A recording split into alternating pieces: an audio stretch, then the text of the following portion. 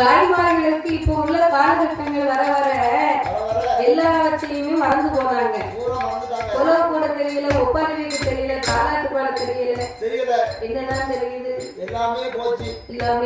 வேலை பூரா குறைஞ்சி போச்சு. பெண்களுக்கு நோய் அதிகரிச்சு, நோய் கூடி போச்சு. ஆனா பார்வதாதேவி அப்படி இல்லை. பெற்றெடுத்த பிள்ளையை தாலாட்டி உறந்து வைக்க வேண்டும் என்று அவள் எப்படி தாலாட்டினால் தெரியுமா? ஆரீரீரா